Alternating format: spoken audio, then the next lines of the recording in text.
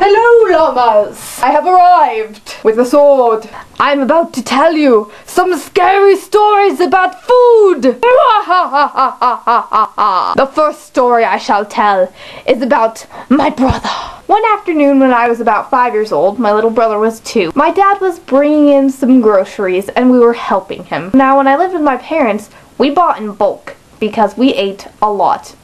4 people in our family, doesn't matter, I loved food. So my brother was carrying in this huge jar, or can, of canned peaches. This can was pretty big, it was about this big, and he was a little 2-year-old, so he was having some troubles carrying it. He had to carry this can like a baby, and as he was walking, he slipped on the rug. And down the can dropped onto his foot. The can somehow tore off all of his toenails on his right foot. My mom, panicking, bandaged his foot up, and we didn't take him to the hospital because we couldn't afford it. But 12 years later, my brother is sitting in his room with a perfectly fine foot with toenails on it. The second story I shall tell you is about me.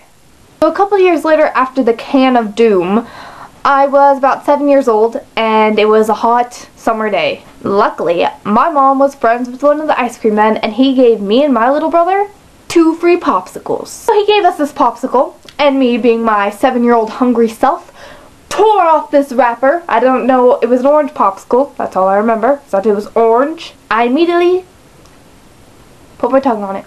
And instead of having a satisfying lick, my tongue didn't come off that popsicle, literally. My mom went inside to go get hot water. I could have just waited for the sun to melt it, but no, I was too impatient. I wanted this popsicle in my stomach, not stuck to my tongue. So I ripped it off. I am missing a part of my tongue because of that popsicle. It is now a thin scar that you can barely see because apparently tongues grow fast. This next story is about my best friend Penelope. So one day, my best friend Penelope, she was craving some ice cream. So she went into the kitchen and got herself a bowl of ice cream. And it was pretty delicious ice cream. She opened the freezer looking for some whipped cream and found a little container labeled Cool Whip. She put some of that whipped cream on her ice cream. She put the Cool Whip back in, closed the freezer, and took a bite. Her parents both worked at a restaurant, so they're very good cooks. Her dad keeps a lot of strange things, such as chicken stock or lard, in the house because he cooks with it. Unfortunately, he puts it in containers that are mislabeled. What Penelope had put onto her ice cream was lard. She put lard onto her ice cream. I don't even want to know what that tastes like. That probably was horrible. This next story is about my sister Kylie. So at my house we take in a lot of foster kids.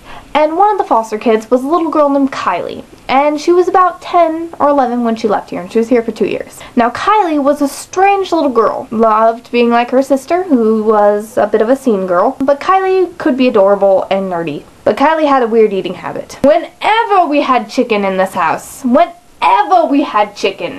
sometimes when we didn't even have chicken for dinner, Kylie would be eating this delicious food of like fried chicken and mashed potatoes and corn or something. No one knew why, but for some reason, anytime she ate chicken, it got in her nose. No one knew why, she didn't know why, she just knew that she had to blow her nose after she ate chicken because it would be in there. This next story is about something that me and my friend did when we were visiting another friend's house. So me and Penelope went over to our friend Alex's house.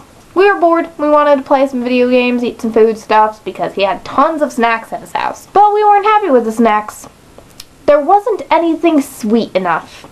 Us females need some sweet stuff. So me and Penelope decided we'd try to make cookies without a recipe, or any knowledge of what proportions should be in cookies. So we decided to experiment. We made a chart, 4-square chart, and we put 4 cookie recipes into each one. Some with a little bit more egg, some with a little bit more flour, some with some more sugar. What we thought should be in a cookie. Put food coloring on one cookie, put cocoa powder in another cookie, and put sprinkles on another cookie so we could tell apart our different experiments. Cooked it in the oven.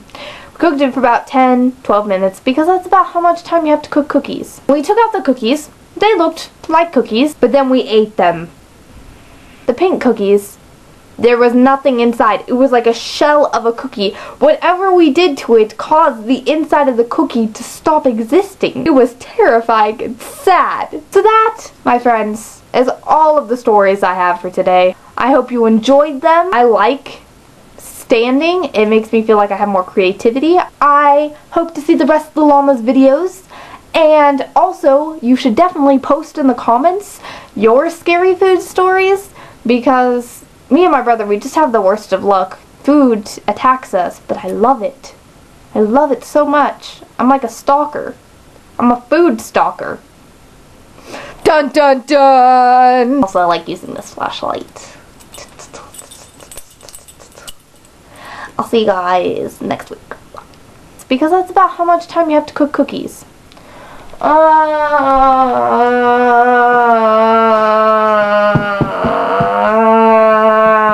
want tacos!